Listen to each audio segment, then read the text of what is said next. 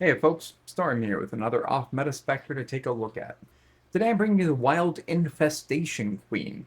This Spectre could be obtained fairly reliably from higher level harvest encounters as one of the blue-named purple juice monsters. These, like many of the other Spectres, do disappear into the ground shortly after death.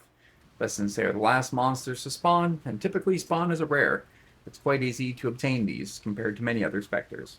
These specters are also pretty easy to spot compared to many others, as they are very large bugs. Infestation Queens are a mechanically simple specter as they really only have one ability, although they do have a second that they sort of use that I will also mention. To start, the primary ability of the Infestation Queens is a frontal cone vomit ability. This ability does high levels of fire damage, roughly equivalent to a Wretched Defiler's bolt. The main benefit behind this ability is the solid innate range on the vomit in combination with a very high level of damage. Now, they do theoretically have a second ability, which is a mortar. This mortar is actually a sub-minion spawning mechanic and will very rapidly flood the start of the map with a bunch of little sub-minions.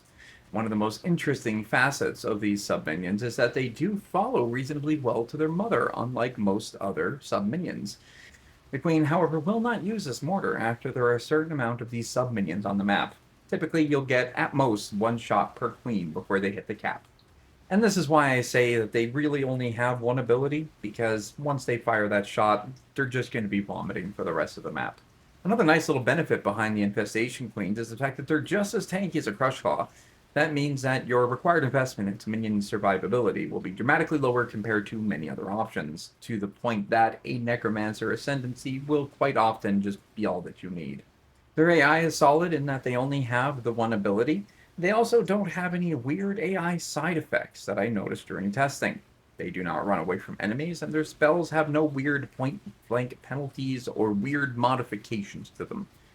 They are just a simple and honest DPS Spectre who has a very high level of innate durability.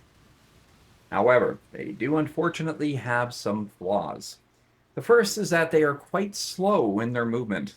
If you want them to be more independently aggressive and less reliant on convocation, running a minion speed and onslaught from a forest warrior completely solves this issue.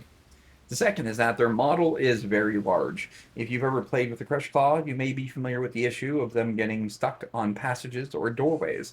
On this style of map, you will be reliant on convocation or the natural teleportation of your specters to you to fix this problem. One potential solution could be to use the Minion Defense Mastery for 40% increased convocation CDR. Another potential solution could be to use an enhanced linked to your convocation.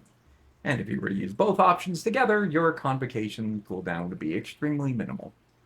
Combining their good AoE, great damage, clean visuals, and fantastic innate durability, Infestation Queens are a spectre you can use from the moment you gain access to them all the way to the highest of content.